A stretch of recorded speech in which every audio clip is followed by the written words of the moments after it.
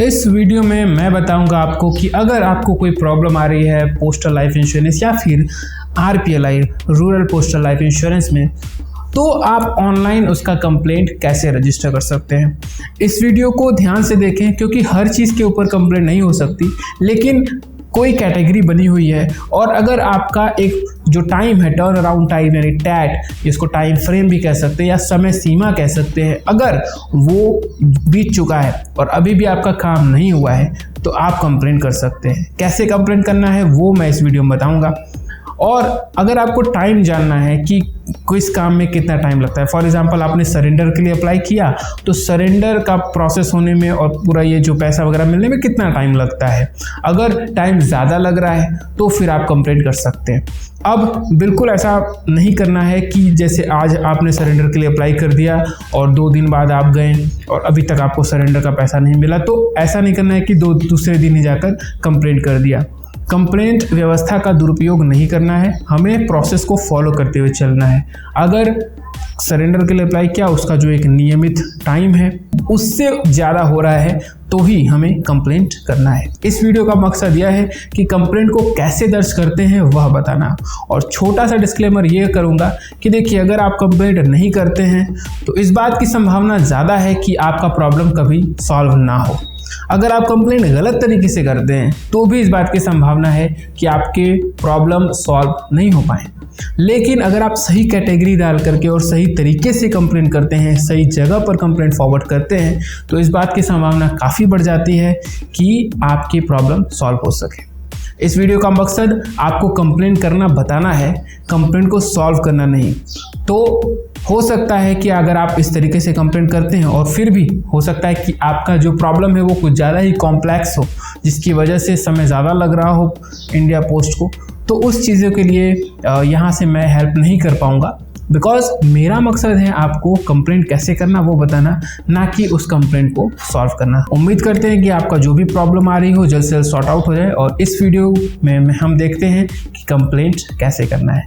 अब उसके लिए हमें अपने कंप्यूटर स्क्रीन पर चलना होगा। चलिए चलते हैं कंप्यूटर स्क्रीन पर। तो सबसे पहले गूगल पे सर्च करना है इंडिया पोस्ट कंप्लेंट, और जैसे ही सर्च करेंगे पहले ही नंबर पे कंप्लेंट रजिस्ट्रेशन का ऑप्शन आएगा। अब यहाँ पे कंप्लेंट पोर्टल ओपन हो गया है। इसमें कैटेगरी में सारे ऑप्शंस है, तो हमें सबसे पहले इंश्योरेंस, क्योंकि ये PLI के रिलेटेड कंप्लेंट है, इंश्योरेंस सेलेक्ट करेंगे।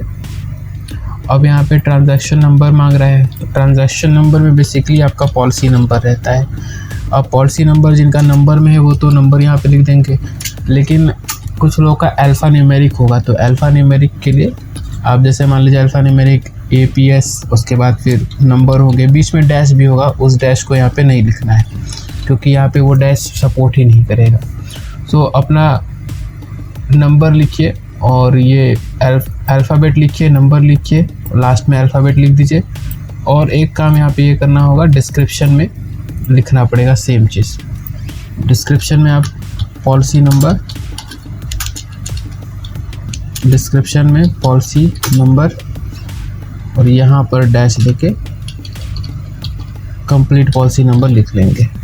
बस ये चीज़ यहाँ पे करना पड़ेगा। और सर्विस में अब देखिए किस चीज़ से रिलेटेड प्रॉब्लम है, एजेंट से रिलेटेड है या फिर PLI से या फिर RPLI से।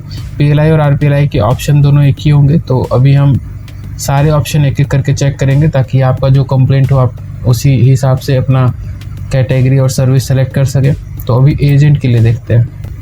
अब एजेंट के लिए इतने सारे ऑप्शन हैं, मैं एक एक बता देता हूँ। Premium paid to agent not reflect in system, आपने एजेंट को प्रीमियम दे दिया है लेकिन सिस्टम में अभी वो शो नहीं कर रहा है, ये प्रॉब्लम है, तो इसको सेलेक्ट कर लेंगे। Agent not attending call for new proposal, आपको नया पॉलिसी ख़रीदना है लेकिन एजेंट कॉल नहीं पिक कर रहे हैं। आपको पता होगा आप अपने नज़दीकी पोस्ट ऑफिस के एजेंट का नंबर वेबसाइट से निकाल सकते हैं। उसके बाद delay in passbook policy bond delivery, यानी पॉलिसी बॉन्ड या पासबुक एजेंट के पास है लेकिन उन्होंने अभी तक आपको दिया नहीं है, इसके लिए कंप्लेंट कर सकते हैं।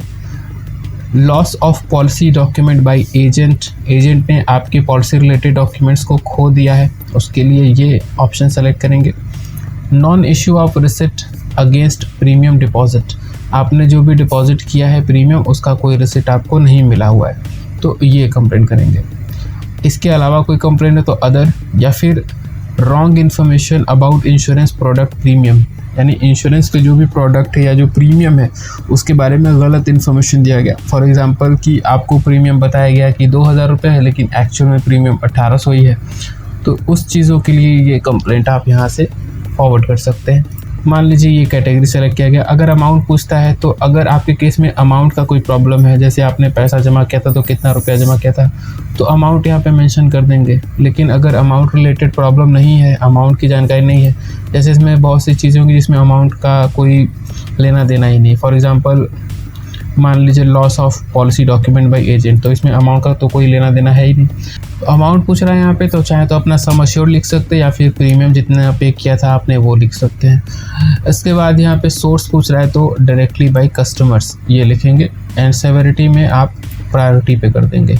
ट्रांजैक्शन डेट में अगर कोई डेट है ट्रांजैक्शन का, जैसे जिस दिन आपने प्रीमियम जमा किया था वो डेट यहाँ पे लिख सकते हैं। तो आपके केस से रिलेटेड जो भी डेट है वो यहाँ पे आप मेंशन कर देंगे। उसके बाद बुकिंग ऑफिस डिटेल का मतलब हो गया कि जहाँ से आपने पॉलिसी लिया हुआ है, पोस्ट ऑफिस कौन सी पोस्ट ऑफिस है वो। अब इसको यहाँ पे देखिए कैसे सर्च करते हैं, तो यहाँ पे ऐसे जब आप सर्च करेंगे तो इसमें आप पोस्ट ऑफिस का नाम या फिर पिन कोड एंटर करके सर्च कर सकते हैं। फॉर एग्जांपल मान लीजिए दिल्ली का है तो दिल्ली का पिन कोड एंटर कर देते हैं और सर्च करेंगे तो कई सारे पोस्ट ऑफिस हो सकता है कि आपके पिन कोड पर खुल जाए। सो उसमें जो भी आपका पोस्ट ऑफिस है आप सर्च कीजिएगा और फिर उसको सेलेक्ट करके सबमिट कर दीजिएगा, तो यहाँ पे वो पोस्ट ऑफिस फीड हो जाएगा। उसके बाद फिर रिसीवर पोस्ट ऑफिस पूछ रहा है। हालांकि देखिए ये जो फॉर्मेट है ये मेल सर्विसेज के हिसाब से बनाई गई है, तो इसी वजह से आपसे बुकिंग और रिसीवर का पूछता है, लेकिन उससे कोई चिंता वाली बात नहीं है। अगर पोस्ट ऑफिस बिना एक बार ब्लैंक करके भरने की कोशिश कीजिएगा, अगर नहीं सपोर्ट करता है तो सेम आप जो पिन कोड यहाँ पे एंटर किए वो चीज़ यहाँ पे एंटर कर देंगे तो भी वो ले लेगा, कोई प्रॉब्लम नहीं है। आपसे रिलेटेड जो डिटेल है वो सही होना चाहिए। अगर उसके अलावा कोई डिटेल पूछा जा रहा है कहीं पर तो आप उसमें कोई भी डिटेल दे दीजिए, कोई प्रॉब्लम नहीं होता है, बिकॉज वो डिटेल उसका कोई मतलब भी नहीं वहाँ पे उस डिटेल का। डिस्क्रिप्शन में आप अपना जो प्रॉब्लम है वो उसको अपनी भाषा में, हिंदी इंग्लिश किसी में भी यहाँ पे लिख सकते हैं, जो भी भाषा उस पर्टिकुलर रीजन में समझ आती है वो भी लिख सकते हैं। और यहाँ पे फिर आप देखिए first name, last name, email और उसके बाद एड्रेस, कंट्री, पिन कोड, ये सब लिखेंगे। पिन कोड आप अगर एंटर करेंगे तो वो ऑटोमेटिक स्टेट और यूनियन टेरिटरी या फिर डिस्ट्रिक्ट वगैरह वो खुद फीड कर लेगा। मोबाइल नंबर अपना ज़रूर दे दीजिए क्योंकि उसी मोबाइल पर आपको कंप्लेंट नंबर का मैसेज आएगा। अब यहाँ पे देखिए एड्रेस डिटेल्स अगर पूछता है तो सेम डिटेल, क्योंकि ये मैंने बताया कि मेल सर्विसेज के हिसाब से इसका फॉर्मेट है इसीलिए आपको ऐसा पूछ रहा है। तो अगर आप इस केस में अपना ही जो सेम नाम एड्रेस वगैरह है वही यहाँ पे मेंशन कर दीजिएगा। और यहाँ पे फिर अपलोड सपोर्टिंग डॉक्यूमेंट ये आता है, तो इसमें अगर आपके पास कोई सपोर्टिंग डॉक्यूमेंट है, जैसे कि मान लीजिए आपके पास रसीद है, पेमेंट आपने किया था, रसीद है आपके पास बट सिस्टम में वो सबमिट नहीं हुआ है, सिर्फ सिस्टम में शो नहीं कर रहा है, तो आप उस रसीद को यहाँ पे अपलोड कर सकते हैं। हालांकि इसको फिल करना ज़रूरी नहीं है क्योंकि यहाँ पे देखिए स्टार नहीं लगा हुआ है, तो आप इसको खाली भी छोड़ सकते हैं। बट अगर कोई डॉक्यूमेंट है तो ज़रूर उसको फिल करें। एंड देन यहाँ पे जो भी कैप्चा वगैरह है वो यहाँ पे से 5th नंबर एंटर करने को कह रहा है, तो 5 यहाँ पे एंटर करेंगे और फिर अपना कंप्लेंट सबमिट कर देंगे। अभी मैं आपको डेमो कंप्लेंट नहीं सबमिट करके दिखा सकता बिकॉज कंप्लेंट करने से उस पर कार्रवाई होती है और वो बेवजह हम कोई कंप्लेंट नहीं करेंगे यहाँ से। सो आप अपना कंप्लेंट करें, कोई प्रॉब्लम आती तो कॉमेंट करके पूछ सकते हैं। तो ये हमने एजेंट के रिलेटेड कंप्लेंट दिया हुआ है। जब आप कंप्लेंट रेज कर देंगे तो स्क्रीन पर आपको कंप्लेंट नंबर दिखाएगा और मोबाइल नंबर और ईमेल पर आपको कंप्लेंट नंबर का मैसेज भी आ जाएगा। अभी हम लोग अगले पे भी चलेंगे कि उसमें कौन कौन से ऑप्शंस हैं। तो अभी हमने देखा एजेंट रिलेटेड कंप्लेंट कैसे करना है। अब हम PLI की बात करेंगे। PLI में जो ऑप्शन दिए हुए हैं सेम वही ऑप्शन RPLI का दिया हुआ है। तो अभी मैं PLI की बात करता हूँ। तो यहाँ पे सर्विस में आप पोस्टल लाइफ इंश्योरेंस सेलेक्ट कर लीजिएगा और टाइप में देखिए इतने सारे ऑप्शन खुल रहे हैं। तो मैं अभी आपको एक एक ऑप्शन समझाने वाला हूँ कि कौन से केस में कौन सा ऑप्शन देना है। असाइनमेंट का मतलब हो गया कि पॉलिसी अभी तक आपको असाइन नहीं हुई है, ऐसी प्रॉब्लम आ रही है तो असाइनमेंट सेलेक्ट करेंगे। एड्रेस चेंज करने में प्रॉब्लम है तो change of address. Nomination change करने के लिए दिया हुआ है, समय बहुत हो गया है अभी तक चेंज नहीं हुआ है तो change of nomination. Her service को प्राप्त करने का एक समय सीमा है। जो भी सर्विस आप लेते हैं पोस्ट ऑफिस में, उसकी एक टाइम लिमिट है। तो उस टाइम लिमिट को जानने के लिए मैंने एक अलग वीडियो बनाया है, उसको ज़रूर देखें, ताकि अगर वो टाइम लिमिट ज़्यादा हो चुका है तो आप फिर उसका कंप्लेंट फॉरवर्ड कर सकें। ठीक है। कन्वर्जन ऑफ पॉलिसी के कन्वर्जन के लिए आपने अप्लाई किया था, बहुत समय हो चुका है, अभी तक कन्वर्ट नहीं हुआ है, तो ये ऑप्शन सेलेक्ट करेंगे। Delay non receipt of acceptance letter है, या फिर जो प्रीमियम बुक है वो नहीं मिली, या पॉलिसी बॉन्ड ये सब नहीं मिली है, या उसमें डिले हो रहा है, तो ये ऑप्शन सेलेक्ट करेंगे। Mobile number and email ID update नहीं हुई है, समय ज़्यादा लगा रहे हैं, तो ये ऑप्शन सेलेक्ट करेंगे। मोबाइल नंबर और ईमेल आईडी आप अपने घर पर अपडेट कर सकते हैं, घर बैठे ही केवल अपने मोबाइल से अपडेट कर सकते हैं। उसके लिए मैंने अलग वीडियो बनाया हुआ है, उसको ज़रूर देखें, ताकि आपको पोस्ट ऑफिस में जाने की ज़रूरत ही नहीं पड़ेगी, आप सिंपली अपने घर से ही अपना मोबाइल नंबर अपडेट कर सकते हैं। डुप्लीकेट प्रीमियम रिसीट आपको चाहिए, या प्रीमियम पेमेंट कन्फर्मेशन नहीं मिला है, ये चीज़ें हैं, तो इसको सेलेक्ट करेंगे। एक्सेप्टेंस लेटर अभी तक जारी नहीं किया गया है, तो ये ऑप्शन है। डुप्लीकेट पासबुक आपको इशू नहीं किया गया है, तो ये ऑप्शन सेलेक्ट करेंगे। Issue of policy bond issue नहीं की गई है, तो ये ऑप्शन सेलेक्ट करेंगे, मतलब इसमें प्रॉब्लम है, तो ये ऑप्शन सेलेक्ट करेंगे। पॉलिसी बॉन्ड के लिए एक नया अपडेट आया था, EPLI बॉन्ड, मतलब आप ऑनलाइन ही उसे एक्सेस कर सकते हैं और वो फिज़िकल बॉन्ड के जैसा ही काम करेगा। उसके ऊपर भी अलग वीडियो बना है चैनल पर, उसको ज़रूर देखिए। लोन फॉर पॉलिसी, आप लोन के लिए नहीं मिल पा रहा है, आपको लोन नहीं मिल पा रहा है, आप लोन के लिए अप्लाई ही नहीं कर पा रहे हैं, प्रॉब्लम्स आ रही हैं, तो लोन फॉर पॉलिसीज़ का ऑप्शन है, इसको सेलेक्ट कर सकते हैं। लोन के लिए भी अलग वीडियो बना हुआ है, उसको भी कृपया आप देख सकते हैं। नॉन कन्वर्जन या डिले इन कन्वर्जन नहीं हो पा रहा है आपके पॉलिसी का, या नॉन कन्वर्जन है, तो ये ऑप्शन सेलेक्ट करेंगे। Non payment, delay in payment, death claim में पेमेंट नहीं हो पा रही है, आपने अप्लाई कर दिया है, पेमेंट नहीं हो पा रही है, तो ये ऑप्शन सेलेक्ट करेंगे। Non payment, delay in payment of loan amount, तो ये देखिए नॉन पेमेंट और डिले, ये सारे ऑप्शन है। लोन अमाउंट के लिए ये, मैच्योरिटी वैल्यू के लिए ये, सरेंडर वैल्यू के लिए, और सर्वाइवल बेनिफिट्स के लिए ये। सर्वाइवल बेनिफिट जैसे कि युगल सुरक्षा का स्कीम होती है, तो उसमें एक व्यक्ति की मृत्यु हो जाती है, जैसे हस्बैंड और वाइफ हैं, उसमें से किसी एक की मृत्यु हो जाती है, तो दूसरा उसका सर्वाइवल कहलाता है, तो वो बेनिफिट अगर नहीं मिला हुआ है तो ये ऑप्शन सेलेक्ट करेंगे। सर्वाइवल, अभी तक पॉलिसी आपकी नहीं हुई है, आपने अप्लाई तो कर दिया है, बट अभी तक आपके पॉलिसी को रिवाइव नहीं किया गया है, तो ये ऑप्शन सेलेक्ट करेंगे। ट्रांसफ़र, आप अपनी पॉलिसी को करा रहे हैं बट अभी उसमें डिले चल रहा है या ट्रांसफ़र नहीं किया जा रहा है, ये option. Online portal login issue, login करने में कोई प्रॉब्लम आ रही है, काफ़ी दिनों से समस्या बनी हुई है, तो ये ऑप्शन सेलेक्ट करेंगे। ऑनलाइन ट्रांजैक्शन फेलियर, ट्रांजैक्शन आपका फेल हो जाता है, तो ये ऑप्शन सेलेक्ट करेंगे। ऑनलाइन ट्रांजैक्शन फेलियर के लिए अलग से मैंने एक वीडियो भी बनाया है, तो उसको भी देख लीजिएगा, 2 वीडियोज़ हैं उस पर। पेड अप वैल्यू क्या होता है उसके लिए भी अलग वीडियो बनाया हुआ है, डिस्क्रिप्शन में ज़रूर चेक करें, इसमें से कोई भी टर्म अगर आपको समझ में नहीं आ रहा हो, ज़्यादातर टर्म्स में मैंने वीडियो बनाया है, समझाया है, फिर भी अगर कोई टर्म मुझसे छूट गया होगा तो आप कमेंट करके बताइएगा, उस पर भी हम अलग वीडियो ला देंगे। Next, policy premium update issue, मतलब यह है कि आपने पैसा जमा किया है लेकिन आपके पॉलिसी में पैसे को अपडेट नहीं किया गया है, पॉलिसी का जो प्रीमियम है वो अपडेट नहीं हुआ है। ये प्रॉब्लम एक और आती है कि बहुत से लोग की सैलरी से पैसा कट जाता है बट अपडेट नहीं हुआ होता है।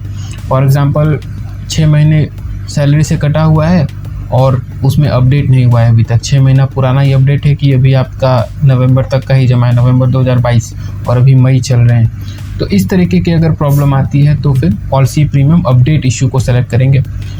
Premium payment issue, migrated policy, अगर माइग्रेटेड पॉलिसी है उसमें प्रीमियम पेमेंट नहीं हो पा रही है तो ये ऑप्शन सेलेक्ट करेंगे।